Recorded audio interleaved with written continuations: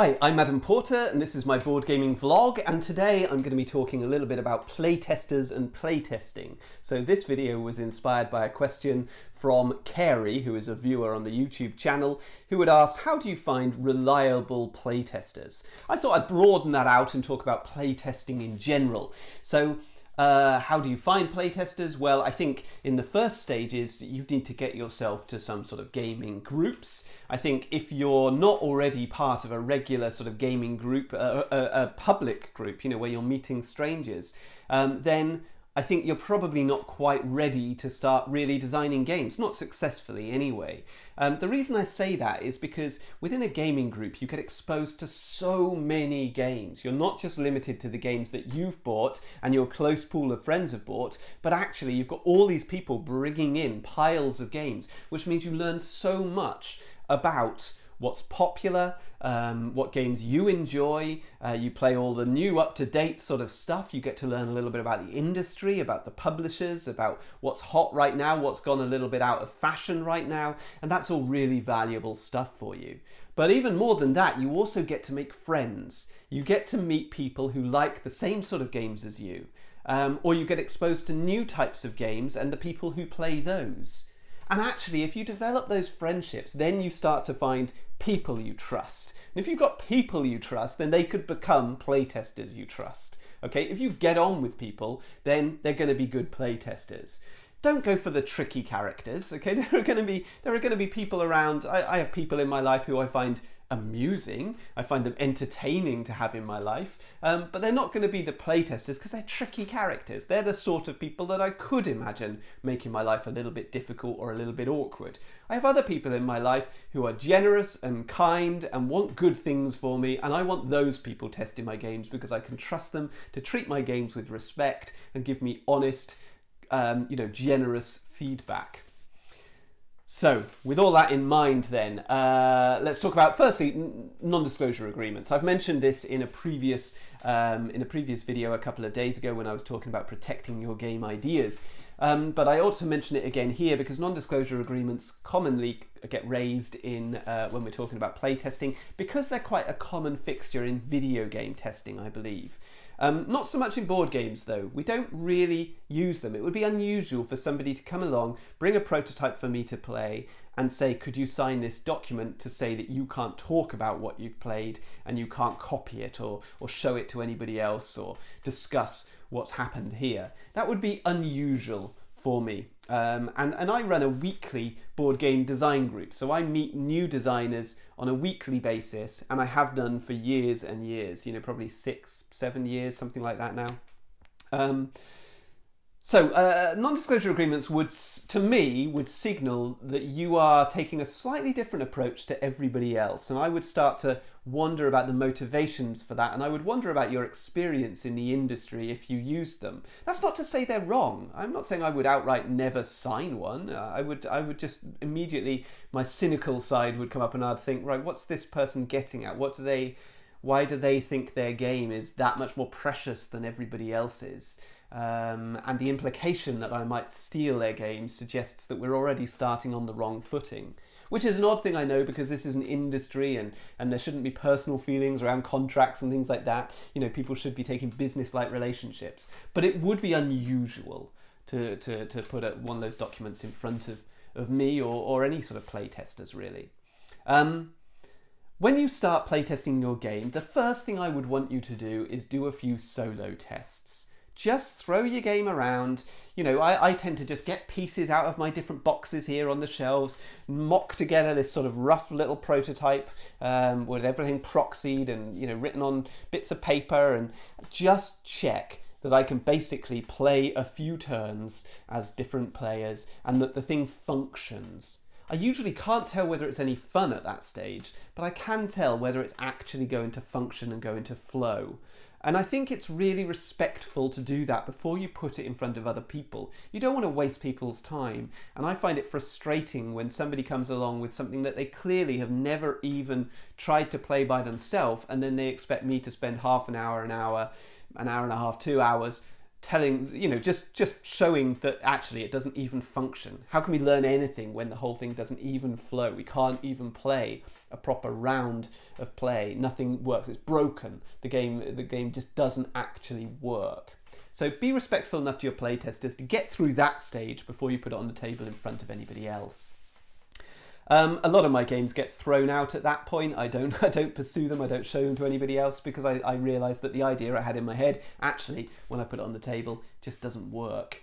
But the next stage for most people would be to play with friends and to play with family. I suppose I step past that because my friends are part of my playtest group, so I would probably go straight to a playtest group since we have a weekly one. But I know a lot of people don't have that luxury, and so they will just play with their friends and with their family. And that's wonderful, that's great. Please do that. But just be respectful of your friends and family and their time, because often it's not much fun playing other people's prototypes. Often those games just don't work and they're not much fun to play. So don't just press it and pursue it, or they'll never want to play your games again. So use that resource of friends and family. Use it sparingly. Just make sure that they're comfortable and happy and you're not asking too much of them. And don't trust the feedback that they give you. Your friends and family love you. They're going to tell you wonderful things about your game. And that's great to hear, but it's not necessarily what the average board game consumer is going to think when they pick up your game, open the box, and they play it for the first time.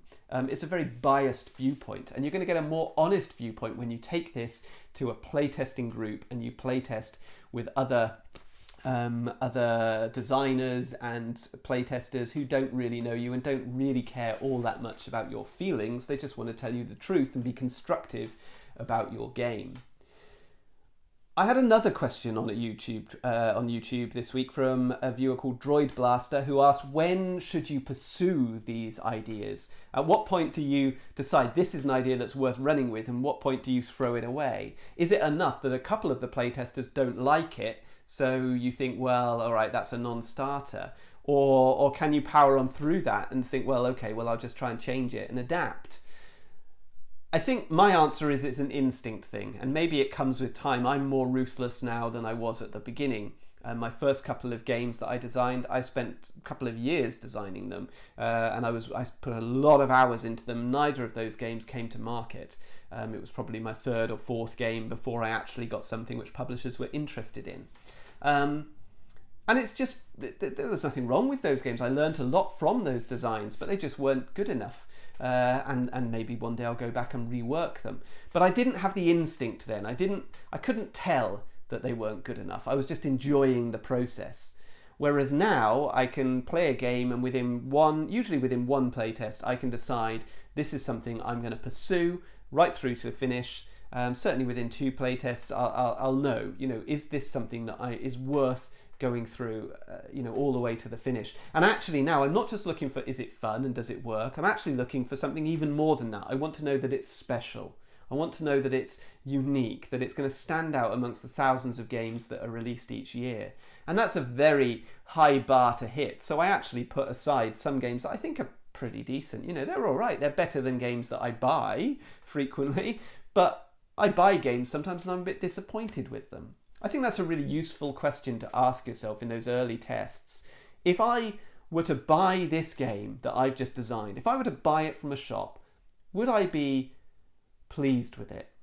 Or would I be extremely disappointed with it? Now, I frequently buy games and I'm a bit disappointed with them. I don't want my designs to feel like that. And what this means is sometimes I will playtest one of my games and I'll get a mixed reaction from the table. So let's say I'm playing with 4 people. Maybe 2 people like it, 2 people really don't like it. And that might not actually put me off, because if I've enjoyed it and I'm thinking, do you know what, if I'd bought this, I would be happy with this, then I might pursue it anyway, because I know that everyone has different tastes. And I think that's a really useful thing to talk to your playtesters about, is what are your tastes? Do you like massive dungeon crawlers? Do you like enormous complex games? Do you like Monopoly, Scrabble, mass market type games? Do you like simple little card games with clever mechanisms in them? Do you like party games? I think ask your playtesters, what's your favourite game? and that will give you some sort of idea. Do they say Twilight Imperium 4th edition, or do they say Dobble? You know, this is going to give you a clue as to who your playtesters are. And then really you can judge their feedback based on that. If I've designed a really ultra simple game that's great for kids, my playtester tells me their favourite game is Dobble, and then they tell me they hated my game. Well, I'm going to take far more stock from that person's opinion than I am from the playtester whose favourite game is Twilight Imperium 4th edition, because really, what do they care about a Dobble style game? Right, playtest groups. We set up our own. Rob, I didn't really set it up. I was there from the beginning, and for the last few years I've been running it alongside Rob, but it was Rob's impetus to set up a weekly group. And the reason he set it up weekly was because he felt he needed that motivation to design every single week, not to wait till the end of the month and just put something together in the final day, but no, every week we want to be doing a little bit of something to advance our games. And over several years, that means we've built up a lot of prototypes, and we've worked together a lot. And we've made a lot of contacts, and we've understood the industry a lot. And I think we're probably 4 times ahead where we would have been if it had been a monthly group. But these playtest groups are great, and in the UK at least, they're everywhere. Playtest UK is an organisation, a network of different playtesting groups around the UK. And if you look up Playtest UK online, it'll tell you where your local sort of group is.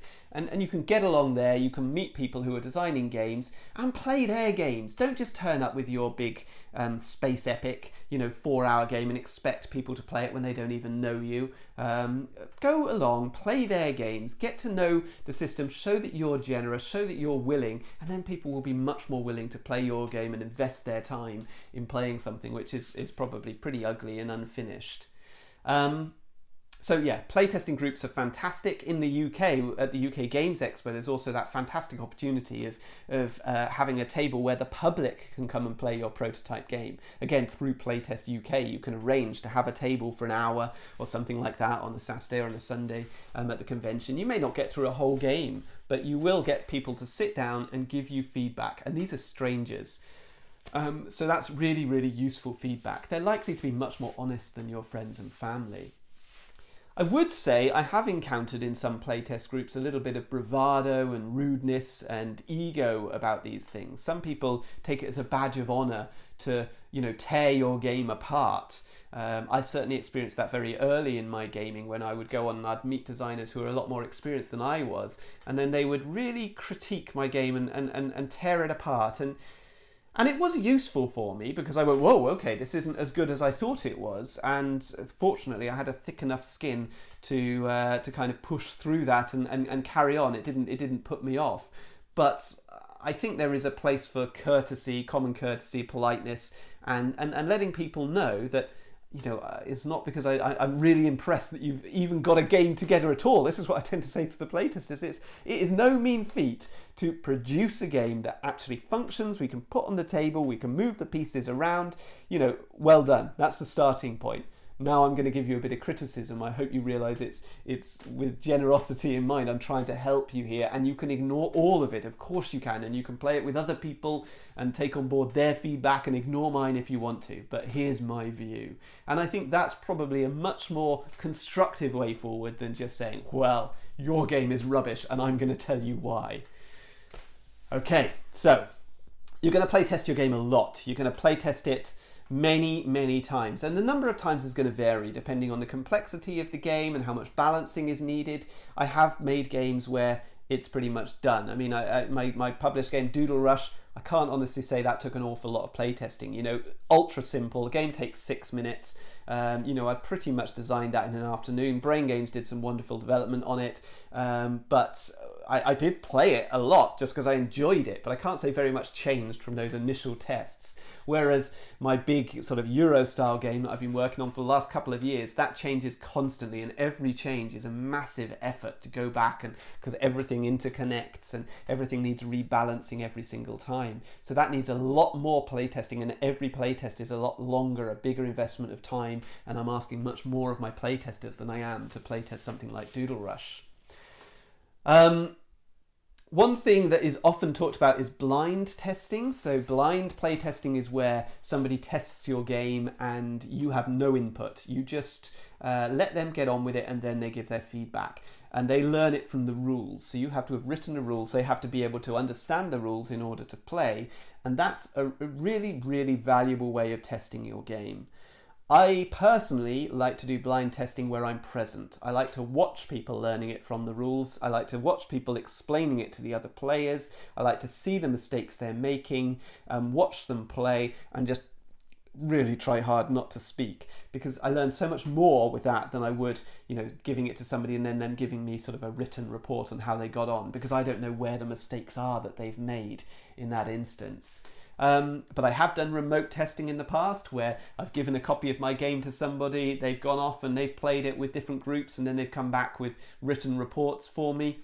I found that of some interest, but not hugely valuable. I've done that for other designers as well. They've given me their game and I've done some testing and given them written reports back. I hope it was useful for them. Digital testing, I've just started experimenting with that. One thing, Tabletop Simulator, you can put your games onto Tabletop Simulator and move the pieces around as if it was a real game, which gives you the opportunity to play it across the internet with people wherever they are in different countries, or your own country in different towns, or your friends at home, without having to meet up throughout this lockdown period, for example. I find that clunky. I find you don't get the real experience of the game, the real fun and interaction of the game, but it is a way of getting your game play tested more and more without having to arrange different sort of social gatherings to do so.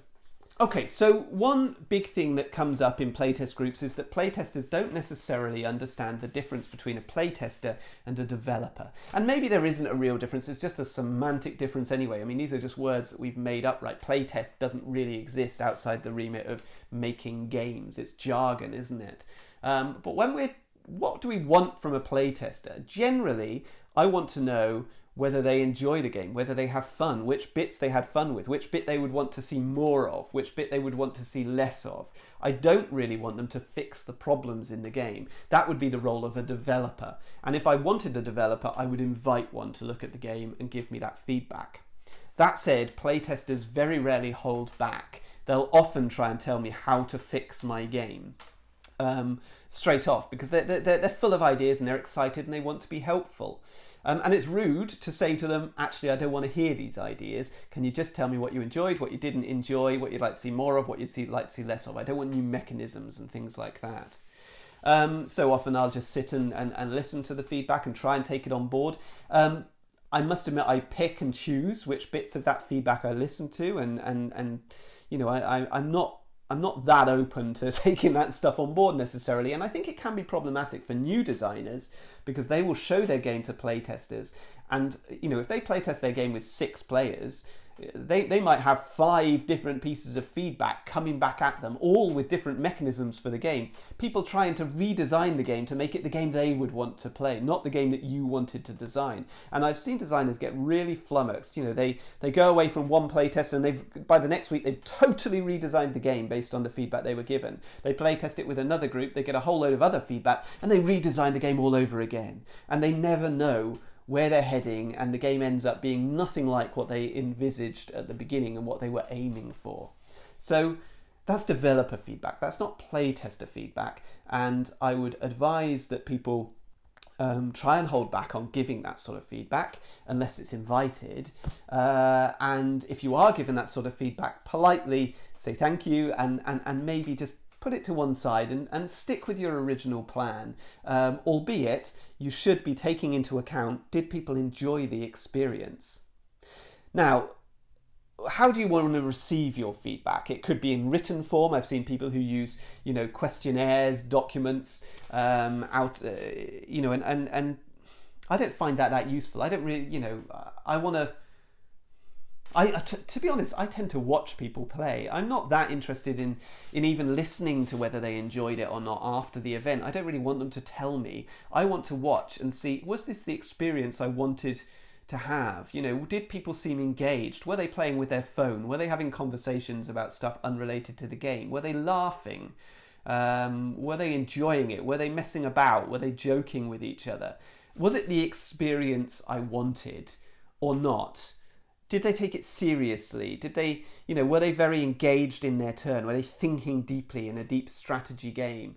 Did it seem like an effort? Did it seem like work? These are the things that I can observe without having to listen to the player telling it back to me. So I tend to rely on that sort of feedback a lot, that sort of visual clues as opposed to verbal or written feedback. I think when you're playtesting somebody else's game, it's useful to think about a few different things. I tend to ask people when they show me their game, what do you want from this game? What's your intention? Is your intention to get it published? Is it to show it to publishers? Is it to go through Kickstarter? Or is it just to have a game to play with your kids, to have a game to play with your family? Or are you just doing it for the fun of creating something? Because you're going to need very different feedback from me on each of those things. If you're looking for going to publishers, then I've probably got quite a lot of information I can give you there. If you're talking about playing it with your kids, not that much that I can really advise you, apart from whether I thought it was fun or not, because your kid is going to have a very different viewpoint to me. If you're looking to put it on Kickstarter, I may have some input, but there may be somebody else I know that's better to give you that advice because they're more experienced on crowdfunding sort of platforms. I want to know what sort of feedback somebody wants. It's worth asking people, do you want, constructive criticism? Do you want me to tell you, the things that I would change in your game, the things that I didn't like? Or, was it more a case of you want to watch us play and just, make your own mind up? Because I don't like giving negative feedback and then finding that it's taken badly. And I do find that from time to time. People take it very negatively when you're trying to be constructive. I want to know what the designer's favourite games are. I want to know what inspired this game, because if the designer tells me their favourite game is Monopoly, then I know that they haven't really been exposed to the thousands of games that have been released over the last few years, and actually they've got a long way to go before they're going to be creating anything that really is likely to be something that could be published or crowdfunded successfully. So I want to know what their inspiration is and what their favourite games are. The other thing that I think I find frustrating in playtests is when playtesters are desperate to give me their feedback mid-game, particularly in the early turns. Playtesters who give me feedback as soon as they start playing, instead of taking their turn and getting into the flow of it and seeing whether they enjoy it, in the very first turn they're saying to me, well, this doesn't work because of this, this and this. I would change this, this and this if I were you. Now that sort of feedback just irritates me. I want to wait until a decent portion of the game has been played and then hear the feedback. Or I want to witness people playing it. I don't want to hear that verbal feedback at all. And to be honest, I hope that I'm quite empathic and understanding of other people's time. And if I feel the game is running on and people aren't enjoying it, then I'll stop the game as soon as I think I've got what I need from that playtest. I'll say, okay, I think that's probably enough. I've learned what I need to learn from that. Thank you so much for playing. And then I'll move on. I write reports on every playtest that I do. Probably the first playtest, if it's gone badly, then I might just put that to one side and never think about it again. But if it's been successful, then I'll write a report on it, and then I'll do that with each subsequent playtest. So I've got a log of exactly what's happened and how the game has developed over time, and I can always go back and say, what was that rule we used to have in there which we've now taken out? And I can find exactly why that was taken out and why it wasn't working and so on. And I can look at things like, was one card, is there one card that the winner always seems to be winning with? Because I tend to log that sort of stuff. What were the scores and what were the strategies those players were using? I'm going to show you a journal that's really useful for doing that. This is the Fail Faster Playtesting Journal, which was kickstarted by I believe it's Jay Cormier. I don't know how to pronounce his surname. I'm sorry, Jay. He's a designer, and he made this playtesting journal for logging your games. And I think it's brilliant. I think it's really, really good. I have a PDF copy, which I bought, but you can buy a physical copy of this journal, and you'd use one journal for each game that you were making. It does very similar things to the sort of logs that I tend to make. So focusing in on a page here, you would write at the top here the name of the game, the version of the game, the date it was played. You'll write down exactly who your playtesters were and what their score was, and you can even separate that out, which I tend to do actually in bigger games. I want to know which strategy they used, and so where all the points are coming from. Are they all coming from one strategy, or are they coming from multiple strategies? The timings of the game, that's really useful. How long is the game lasting? What rules changes have you made, and why? What was your main focus for this playtest? What did you observe during the playtest? And it mentions about non-verbal cues there. Are people shaking their head and frowning, smiling? Are their eyes darting around? That's exactly what I was just talking about. It has useful little things on it, like a randomizer. If you didn't have dice, or if you've got this little randomizer at the bottom, which you can use by flicking through the pages. Over on the other side up here, we've got the different strategies. You write down what the strategies were, and then there's always a question, and it's different on the different pages, which I think is brilliant. It really makes you think about things in a different way. What did you like? What could be improved? Did the mechanics work well together? And then you get these little pro tips down here, which were put in by different designers during the development of it, so they're different on every page.